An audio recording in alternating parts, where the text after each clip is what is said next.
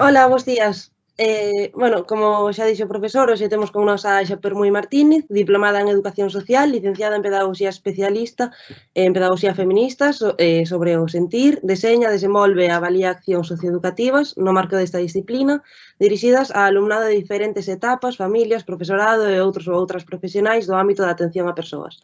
A súa tese doutoral titúlase A coeducación das emocións e dos sentimentos da educación secundaria, deseño, desenvolvemento e avaliación da experiencia emocionados e emocionadas. É unha persoa referente no eido da educación emocional en Galicia. Hola, bo día. Bueno, moitas grazas. Bo día a todos e, en primeiro lugar, pois quero agradecer especialmente a Iván, pero sobre todo a Milena polo convite e a todos vos por estar aquí. Igual que fixo a compañeira Cristina, tratarei dentro do posible de enredar o mínimo que poida para que podades formular as vosas preguntas e que así podamos tamén conversar un pouco sobre do que máis vos poida interesar deste tema. Como dixo a vosa compañeira, que foi tan amable de presentarme, grazas, eu diplomeime en Educación Social e logo licenciime en Pedagogía na USC. E fixen tamén un mestrado dentro da propia Universidade de Santiago de Compostela, o mestrado de procesos de formación, e foi aí cando comecei a investigar e a estudar todo o que ten que ver co mundo das emocións, dos sentimentos, das sensacións, foi nese momento. A través do propio mestrado e, sobre todo, xa no que foi o traballo de fin de máster. Aí como que iniciei a tarefa de estudo e a partir de aí, pois, xa non parei de dedicarme a este desenvolvín un proxecto de innovación nun contexto nun centro de educación secundaria e ese proxecto, pois a verdade é que supuxo unha oportunidade inmensa para min, xa non só dende o punto de vista investigador, sino dende o punto de vista profesional, xa que, bueno, pois a raíz dese proxecto fundamos no Instituto de Ciencias da Educación o Seminario Permanente Exdeu, do que Milena tamén é parte fundamental e esencial. E a raíz dese seminario, pois, comezamos a levar unha serie de proxectos e de iniciativas centradas no desenvolvemento das competencias emocionais e sentimentais a distintos contextos e, sobre todo, a distintos colectivos, non somente a centros de secundaria, sino tamén comezamos a traballar en educación infantil, en educación primaria, en formación de docentes, en formación de outras profesionais da atención a persoas de calquera tipo de ámbito, e incluso comezamos a traballar tamén con familias.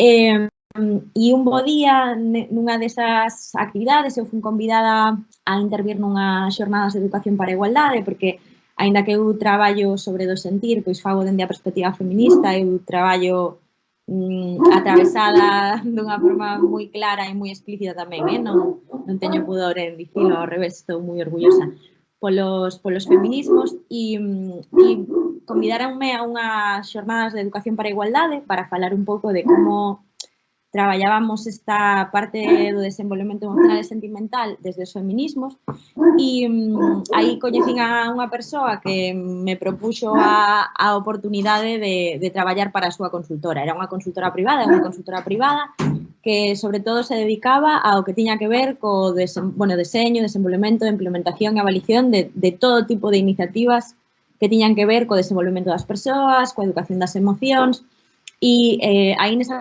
consultora privada, eu fundamentalmente o que facía como pedagoga, contratada especificamente para facer esa tarefa, era deseñar materiais, deseñar propostas de xornadas, propostas de cursos formativos para persoas desempregadas, persoas que estaban profesionais en formación continua. Tamén deseñábamos proxectos para centros educativos, preparábamos manuais pedagóxicos para os centros educativos, absolutamente todo o que podades imaginar que abordamos na titulación do que ten que ver con deseño, desenvolvemento e avaliación, xa non só de materiais, sino da propia intervención, era o que eu facía para esta empresa de carácter privado, que de feito foi a forma na que eu atopei de traballar sobre das emocións e dos sentimentos fora do mundo da investigación, porque, como vos dicía, pois eu comecei no mundo da investigación e de feito agora, no momento presente, sigo ou voltei ao mundo da investigación e combino a parte como docente con este traballo a través de proxectos de I+D en todo tipo de contextos. Como vos digo, pues contextos de carácter académico escolar, como contextos de traballo con familias ou de formación de profesionais. Entón, bueno, pois direi que tendo experimentado que ten que ver co desenvolvemento da pedagogía dentro do mundo das emocións, se non se topa un contexto moi específico, pois iso, como esta consultora que é especialista en educación emocional e ofrece todo tipo de produtos e servizos sobre esta cuestión a outras entidades, é un ámbito moi complicado de traballarse. Fora, insisto, do marco investigador ou fora do marco de igual da función docente máis tradicional ou incluso dentro do marco da orientación educativa. Pero existe, hai posibilidades, hai empresas que se dedican ao deseño e desenvolvemento destas accións. O que pasa que iso, pois aquí en Galicia é complicado e eu teño que recoñecer que tuve un mogollón de sorte.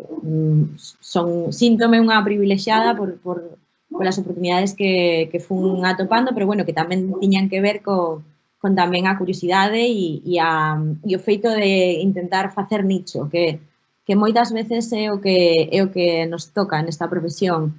Ir atopando para ben e para mal, desafortunadamente no sentido de que é moi complicado pois chegar a un ámbito onde non existen experiencias, pero tamén ao mesmo tempo pois sempre temos esa porta aberta a inventarnos los mundos que deseemos soñar. Entón, bueno, esta é un pouco a miña experiencia, tanto no privado como no contexto, como vos digo, investigador e universitario. E non sei se queredes facer algunha pregunta ou tedes algunha curiosidade.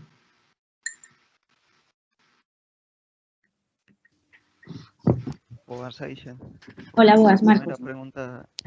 A primeira pregunta que che queremos facer é que aspectos abarca a educación emocional. Se nos podías aclarar un pouco os puntos clave deste ámbito, ata onde chega, pois eso. A ver, é unha pregunta un pouco difícil que non sei se entendo moi ben que queredes saber. Así que vouche preguntar eu a ti. Poderías, por favor, facer unha pregunta desde outro sitio de como que a onde chega a educación emocional? A que colectivos ou non estou entendendo ben que necesitades saber? Non, a ver, o mellor unha pequena definición, unha pequena introducción ao que é a educación emocional en sí. Porque é un concepto que todos coñecemos, pero que non cando nos preguntan non sabemos como definir. Vale. A ver, eu teño que recoñecer que eu xa non me sinto dentro do marco da educación emocional tradicional. Comecei o estudo da miña disciplina na educación emocional, porén neste momento eu xa non me considero unha educadora emocional ao uso. Pero se vamos ao concepto tradicional de educación emocional, ao concepto clásico que está fabulosamente definido polas compañeras recomendo as compañeras de Barcelona do GROP que lidera a profesora Pérez Escoda, pois defínese como un proceso permanente, continuado, que debería existir ao longo da vida e que está dirixido ao desenvolvemento das competencias emocionais e sentimentais das persoas.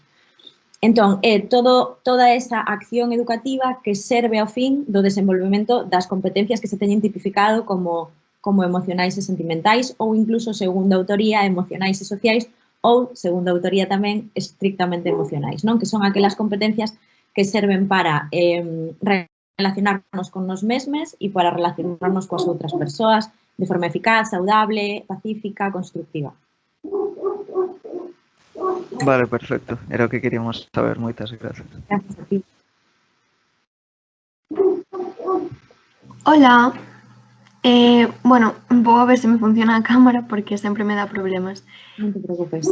Vale, nós queríamos facerche tamén unha pregunta que máis ou menos se nos explicaches que ten que ver co itinerario formativo que segueches e despois se ti realmente sempre soubeches que te querías dedicar ao que te estás dedicando ou se houve algún suceso detonante ou algunha experiencia que che fixese darte conta de que realmente te querías dedicar a isto. A ver, respecto ao itinerario formativo, é complicado, porque, a ver, eu fixen educación social, logo fixen pedagogía, antes cando escoitaba a Cristina estuve como intentando recordar en que me especialicei dentro da licenciatura e penso que fixe a doble especialización, que naquel momento era dirección de centros e pedagogía social e laboral, fixen as dúas especializacións posibles da licenciatura porque eu non sabía a que quería adicarme, eu sabía que quería adicarme ao que tiña que ver co mundo da pedagogía e da educación en xeral, que educación non é escola, educación son moitas cousas. Eu sabía que quería estar no mundo socioeducativo porque despois de educación social estuve traballando en drogas e tiña claro que quería estar nese mundo, non? No mundo do socioeducativo. Pero a verdade é que o achegarme ao mundo das emocións foi absolutamente circunstancial. Foi unha cousa un devenir vital, fundamentalmente. Eu estaba facendo ese máster que vos dicía, o máster de procesos de formación na propia universidade, e nese momento da miña vida atravesoume unha situación persoal bastante delicada e é que, bueno, non teño pudor en compartila porque forma parte da miña construcción histórica como ser humano que está aquí diante, bueno, ser humano ou posthumano, diría incluso. Nese momento, cando eu estaba facendo o máster, estaba nunha relación de parella heterosexual na que estaba experimentando situacións de maltrato. E eu non conseguía comprender como era posible eu, que era unha feminista así discursiva, super convencida de la vida, e unha persoa que tiña estudado, que estaba nun contexto familiar relativamente estruturado, como cheguei a embarrarme nunha situación así da que, de feito, non conseguía sair, non? Porque perdín a relación coa miña familia de orixe, perdín a relación coas miñas amigas, era como esas historias que lemos nos manuais, pois tal cual. E eu pensaba, que lle pasa ao que eu sinto que non consigo que o que eu sinto se conecte co que estou a pensar, non? Que pasa co meu discurso mental e racional e cognitivo que non me está permitindo sair desta situación e sentimentalmente síntome tan apegada a esta persoa que non consigo afastarme dela. E como as máis das respostas da miña vida ou cando menos as reflexións máis importantes as teño topado nos saberes e nas lecturas e na experimentación, comecei a estudar. Empecé a interesarme por ler, por comprender como funcionaba a nivel cerebral o circuito emocional e sentimental. Comecei a ler, a estudar, a escoitar a outras persoas, a visitar congresos. Comecei como a estudar. Algo que, insisto, para min é un recurso que me ten salvado de moitas situacións e nese proceso de estudo foi cando cheguei á disciplina, estudando para dar resposta ás miñas propias preguntas e a partir de aí foi cando decidín formular ese proxecto de traballo fin de máster que era para precisamente acompañar no desenvolvemento emocional das outras persoas, porque eu pensaba, ostras, pero que me está pasando a mí, que me falta todo isto. Eu sentía unha carencia superimportante no que tiña que ver con como me estaba relacionando con o meu propio sentir e de que forma o meu sentir me estaba arrastrando a situacións nas que eu non quería estar, non? E non era capaz de sair. Entón, por iso dixen, bueno, pois vou tentar de propoñer algo por aquí e foi un pouco así. Eu tamén recoñezo que a nivel formativo eu estudo, bueno, Milena sabe, estudo moito, e procuro estar constantemente en proceso de reflexión e conéctome tamén con persoas de moi diversas disciplinas, pois estudo o mundo do sentimental, pois a través da práctica corporal, das prácticas contemplativas, a través da experimentación co propio corpo, mas tamén no achegamento ás artes, á poesía, á literatura, a todo o que ten que ver coa creación artística e por suposto, tamén dende a perspectiva filosófica feminista, vegana e todo como sostido e como se estuvese soportado ou recollido dende a pedagogía, non? Que é a ciencia para min, a ciencia da aprendizaxe, a ciencia da transformación, do transformarse e como ese motor que está permanentemente impulsándome á curiosidade. Non sei se vos contestei, é un pouco drama, ya lo siento. Moitísimas gracias, de verdad, por compartir con nós, gracias. Hola. Hola, boas. Hola, gracias por compartir tu historia. Y en relación a esto, entonces, ¿qué competencias o actitudes crees que tiene que tener un profesional en este ámbito? Esta pregunta como que é unha pregunta que me atravesa a mí mesma constantemente porque pois unha é bastante autoexixente e creo que si diría mogollón, pero pensando no vosso contexto académico, na vosa situación presente, eu diríavos, e pensando sobre todo en Milena e máis en min, e no que nos fai unidas a cañón, eu diríavos que a sensibilidade. A competencia esencial para o traballo pedagóxico e psicopedagóxico é a sensibilidade. E máis cando ese traballo que queremos facer está dirixido ou enfocado a acompañar no desenvolvemento das outras persoas ou no desenvolvemento dun mundo posible no que as persoas e as outras especies nos relacionemos en planos de benestar e de igualdade. Entón, eu diría que a competencia central sería a sensibilidade, porque dende a sensibilidade poderemos comunicarnos máis eficazmente, poderemos comprender moitísimo mellor o que estamos a sentir, poderemos comprender mellor ou menos achegarnos ao que sinten as outras persoas ou os outros seres cos que compartimos este planeta, incluso o propio planeta. Dende a sensibilidade poderemos tamén ter unha actitude moitísimo máis optimista fronte á propia existencia. Seremos máis capaces de asumir a responsabilidade do noso proxecto vital porque nos victimizaremos menos e poderemos construir proxección existencialista moitísimo máis ética. Entón, para min, diríamos que a sensibilidade é o disparador e a partir de aí todo vai conectándose e vai entrando en sinerxia continua. Y una pregunta así, relacionado con esto. El trabajo en grupo me imagino que también es súper importante, ¿no? Porque tú todo lo que has hecho, me imagino que siempre has trabajado en un grupo, nunca individualmente. A ver, a realidade é que sí e non. Eu o que teño é un grupo de compañeiras que van e bueno, de compañeiras e xa vos digo, teño a fortuna de estar conectada con persoas de moitísimas disciplinas, entón eu sinto que teño un texido amoroso, académico, profesional, que é o que me sostén, como imaginade esa rede que cando tú es trapecista está aí para recollerte tipo Circo del Sol e que non te esmagues contra o suelo. Pero sí que é certo que logo é un traballo moi solitario, porque eu cando ia aos centros, pois as máis das veces ia eu soa, ou todo o que ten que ver co traballo de estudo, aínda que pois compartes coas túas compañeiras, pois é un traballo solitario, o que ten que ver con levantarse pola mañán e facer a túa práctica, estás tú soa e é parte do estudo, non? Entón, sí que é certo que precisamos do grupo e precisamos das outras sobre todo para que te interpelen e para que te cuestionen e te axuden a medrar, pero logo hai unha parte profundamente solitaria. Vale, pues muchas gracias. Sí.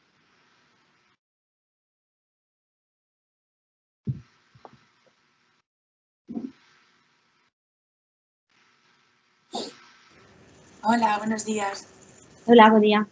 Nada, otra de nuestras preguntas hace referencia a que, bueno, siempre nos dicen que tenemos que estar, o sea, que ser emocionalmente competentes o emocionalmente estables y queríamos saber un poco a qué hace referencia eso, o sea, a qué se refiere esto y igual sí, cómo podríamos conseguirlo. Si puedo ser muy sincera, yo creo que esa pregunta se la haría a quien hace esa exigencia.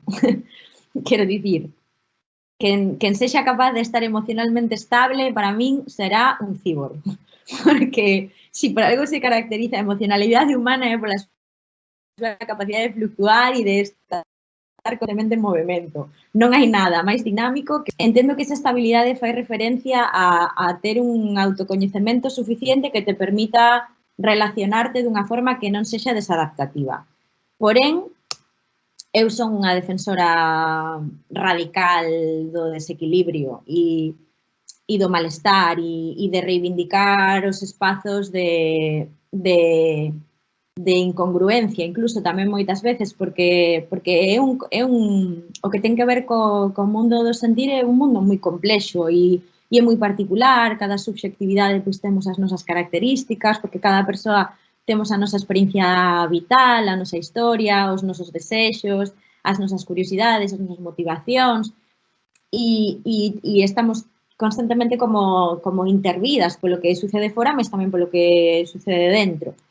E apelar a un equilibrio ou autoexixirnos ou que desde fora se exixa un equilibrio pareceme injusto. E sobre todo, que ao principio falaba o profesor Iván do contexto pandémico, sobre todo nun contexto sociocultural como é o contemporáneo, no que estamos a experimentar unha situación absolutamente fora do noso control, moitas veces da nosa comprensión, e incluso nun contexto económico como capitalista neoliberal, pareceme complicado que ninguén teña o descaro de exixir equilibrio, non?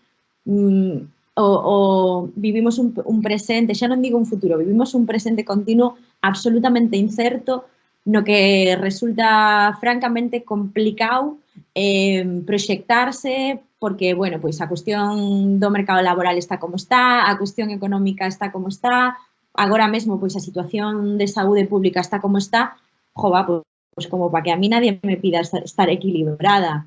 Si me ofrecen un contexto de equilibrio e de paz e amor e armonía, pois aí que me exixan equilibrio, pero nun contexto de tantísima inestabilidade, de tantísima incerteza e de tantísimo malestar ao noso redor, eu creo que o que sería interesante é que alguén dende o administrativo, o público, o institucional, pois dotase de recursos ás diferentes institucións para que aprendésemos a manexarnos nos desequilibrios propios e naturais dunha vida como a contemporánea.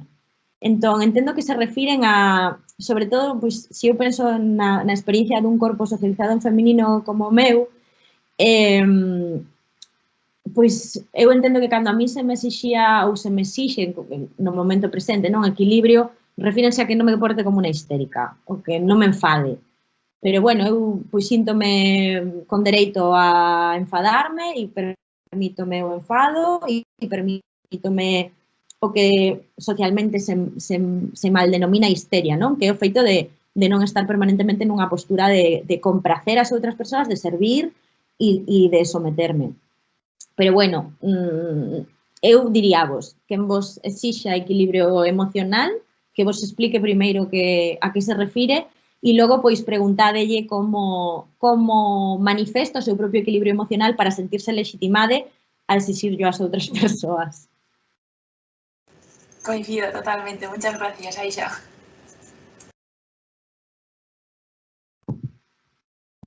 Hola, queríamos saber si consideras importante que se traballe dende a infancia a educación emocional e se crees que está infravalorada no sistema educativo. Primeiro, no que ten que ver co sistema educativo, creo que está absolutamente desconsiderada en calquera no sistema sociocultural, xa non falo do educativo. Quero dicir, as persoas que se preocupan, que atenden ou se ocupan do seu benestar, están consideradas ou ben egoístas ou ben moitas veces chaladas, non? Porque pois cando unha vai por aí fala con outras persoas e eu digo, bueno, pois chega un momento da vida no que se tú tes recursos suficientes, porque pois o público non te dá esa posibilidade, pois que tú teñas a túa persoa acompañante de referencia, non? Pois unha persoa, un terapeute ou un psicólogo, non o sei. Cada quen considere, ou ben un asesore filosófico, non o sei, cada quen aí pode facer as súas propias escollas. Entón, creo que xa o feito de que non exista ningún tipo de posibilidade de acompañamento dende o público para estar ao servizo de traballar polo benestar, simplemente, pois, no sistema educativo reflíctese esa mesma desconsideración. Entón, o que ten que ver co mundo dos sentimentos, como históricamente se vencellou o feminino, foi absolutamente desconsiderado, porque son cosas de chicas e nacemos aprendidas. E entón, pois, entendo que por aí pois desconsidérase, como vos digo, no sociocultural e no educativo, pois depende nas máis das ocasións das vontades das persoas profesionais que están neses contextos. Eu os centros educativos que visito, nos que fago intervención, xa sexa co alumnado, coas familias ou co propio profesorado ou incluso con todos os axentes en conxunto, pois son centros nos que existe esa sensibilidade e esa preocupación, pero non son unha maioría. E iso que acabo de recibir a guía de benestar emocional da administración, que ainda non a lín, non quero facer comentarios ao respecto porque a teño pendiente de ler, mas, pois iso, hai unha guía aí que acaba de sair, que ainda non sei quen a preparou, pero logo non hai recursos, non hai persoas profesionais capacitadas e competentes. Fai unha semana estaba falando cunha profesora de secundaria que me dicía que o centro non ten recursos para crear espazos de acompañamento emocional do alumnado e estamos a falar de situacións de autolesións, situacións de tentativas de suicidio, estamos a falar de trastornos asociados á alimentación, cada vez máis frecuentes e non existen nos centros, non existen soportes, recursos que estean aí. Entón, a miña perspectiva do sistema educativo pois é a mesma que poido ter do marco sanitario ou sociocultural, non? Pois parece que isto de las emociones e los sentimientos é un pouco paparrucha, que quien quiera que se pague unha psicóloga e quien no, pois que se apañe. Vexo mans levantadas por aí, non sei. Nada, a ti. Sí, yo. Hola, me llamo Sara y quería hacerte dos preguntas. Primero, ¿cuál es la fortaleza que crees que debe tener una persona que se dedique a la educación emocional? Y después, ¿con qué otro tipo de profesionales trabajas, por ejemplo, en esa consultoría? Porque me imagino que no seráis solo pedagogos, habrá psicólogos, habrá más especialistas. Vale, no que ten que ver coa fortaleza, pois como vos dixen antes, vou a apelar ao que xa vos comentei da sensibilidade. Para min, o elemento esencial, central e fundamental é a sensibilidade. É ter unha conexión fonda e auténtica coa propia sensibilidade e permitir que esa sensibilidade te conecte co que hai fora de ti e incluso co propio estudo, E logo, no que ten que ver co ámbito da consultoría, a verdade é que eu era a única profesional do que ten que ver con o mundo educativo. Non había psicólogos tampouco. Fijadevos, éramos un equipo interdisciplinar liderado por unha licenciada en Economía, máster en Educación Emocional, pero licenciada en Economía, que era xestora da organización. Logo, había unha compañeira socióloga que era a persoa que se encargaba naquel momento, e máster en xénero e igualdade, entón era a persoa que se encargaba fundamentalmente do que tiña que ver coa proposta de proxectos máis relacionados con, deseño de plans de igualdade e accións de xénero. E logo eu levaba a área de educación emocional e coeducación nese momento. E logo, pois, había compañeras que facían xestión administrativa, outra compañera que levaba a parte creativa no que tiña que ver co deseño dos materiais, logo o que era a performance, non? E pois, logo, pois, tiñamos xente en administración, pero que a equipa do que ten que ver co que máis nos compete a nós como pedagogos, pois estaba a miña responsable, como vos digo, pois a lideresa da organización, que era a máster en Educación Emocional, un pouco para facer o traballo de supervisión, pero máis de validación. A hora de escribir e tal, pois éramos unha mediana empresa considerada, pero as tarefas estaban como moi claras de esta está neste área, esta está neste área, esta está neste área. E compartíamos, non? Con determinadas decisións, pero logo cada un era especialista no seu campo e facía o que tiña que ver co desenvolvemento das súas tarefas do seu campo. Muchas gracias. Bueno, se vos parece, para respetar tempos, temos unha última pregunta, creo que é Katia, me parece. Se pode ser contestada de forma breve, agradecémolo. para que siga esta xornada dinámica. Adiante. Bueno, sí, es muy breve. ¿Crees que comentabas antes que había que abrir nichos? Y mi pregunta es, ¿dónde crees que es más fácil abrir nichos? ¿En el sector público o en el sector privado? Pois con cartos no privado. Tendo cartos no privado. O que pasa é que, sobre todo, o que hai é que ter como unha boa rede de oportunidade. No público, a oportunidade de facer nichos, se tú tes un traballo ético e argumentado e ben constituído no que ten que ver coa súa formulación pedagóxica e académica, has de topar oportunidade. O problema é que no público non hai recursos. No público hai oportunidades porque pois, os dispositivos públicos están desexosos de innovación e de iniciativas, pero non teñen recursos. E logo, no ámbito privado, pois hai recursos, o que pasa é que, claro, hai que manexar unha serie de contactos humanos que moitas veces son complicados e, como vos dicía, non vos vou mentir. Eu tuve a sorte de que a persoa que dirixía unha organización veume falar nun sitio e chamoume para facerme unha entrevista, porque lle gustou ese día porque me cogió así bien, pero puido ser terrible e eu estar agora traballando en calquera outra cousa. Entón, iso, creo que no público hai moitos espazos de oportunidade, pero pareceme complicada a financiación porque logo Fenosa por simpáticas non nos paga a luz e logo no privado pois hai recursos, o que pasa é que, claro, hai que conseguir que haxa persoas dispostas a topar a forma ou o mecanismo de sacar rendemento das inversións en educación, que esa é a parte máis delicada. Muchas gracias y gracias por el consejo sobre equilibrio emocional. Me lo quedo. Gracias. Nada, gracias a vos.